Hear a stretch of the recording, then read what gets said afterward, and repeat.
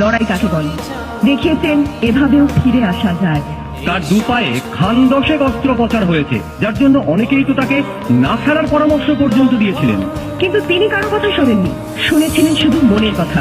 বলেছিলেন, পায়ে গুলি খেয়ে যদি মুক্তিযোদ্ধারা যুদ্ধ করতে পারে, তাহলে আমি কেন সামান্য সার্জারি নিয়ে মাঠে খেলতে পারবো না। তিনি ক্রীড়া ক্ষেত্রে এবারের সেরা বাঙালি, বাংলাদেশের ওয়ানডে ক্রিকেট টিমের অধিনায়ক মাশরাফি মোর্তাজা। প্রিয় কৌশিক, এস এম সুলতানের চিত্রাপাড়ের কথা মনে আছে নিশ্চয়ই।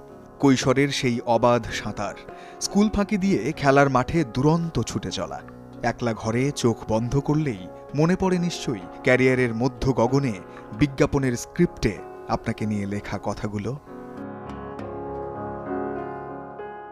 অনেক দিন চালিয়ে যেতে হবে এই লড়াই, শরীর চলবে না, অনেক কিছু সহ্য করতে হবে, হাত ভুলতে চাইবে নিশানা, পা দুটো বেইমানি করলেও ঘাড়ের রগটা বাঁকা করে চ্যালেঞ্জ করব নিজেকে, একটা বল করতে চাই বাংলাদেশের জন্য।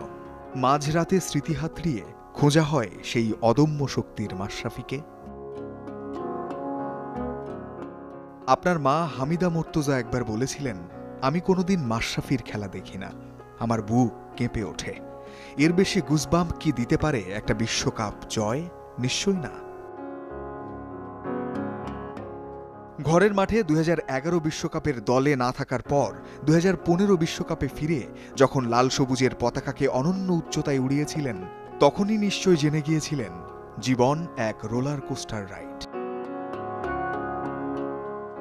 বারবার কাটাছেঁড়ার পর আপনার সবচেয়ে পরিচিত চিকিৎসক ডেভিড ইয়াং যখন জানতে চেয়েছিলেন, কৌশিক কি করছো তুমি এখন, আপনি বলেছিলেন, কেন খেলছি, পাগলা। কোচ ডেভ ওয়াটমোরের দেয়া সেই ডাকনাম বুকের ভেতরে সেই মাশরাফিকে বাঁচিয়ে রেখেছেন নিশ্চয়ই।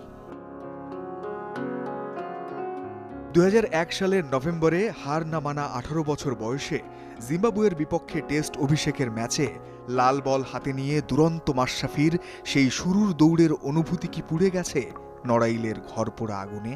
মাঠের নেতার তকমা পেরিয়ে জনমানুষের নেতা হয়ে কেমন গেল স্পেলটা?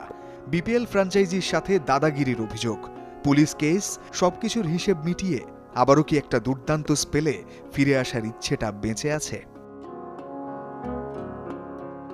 পেরিয়েছে জীবনের 41 বছর। কৌশিক থেকে মাশরাফি, মাশরাফি থেকে ম্যাশ হওয়ার রোমাঞ্চকর গল্পটা লিখেছিলেন নিজেই। তবে ম্যাশ থেকে অ্যাশ হয়ে মিলিয়ে যাওয়ার দুঃস্বপ্নটা নিশ্চয়ই দেখেননি, দেখেন না।